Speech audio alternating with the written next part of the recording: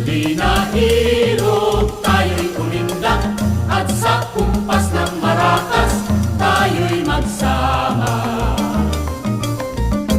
Tra la la la la la la la, sa tugtugin na mapanghalina, lambot ng bewang mo'y ipamalas, bawat step na magiliw ay ipakita.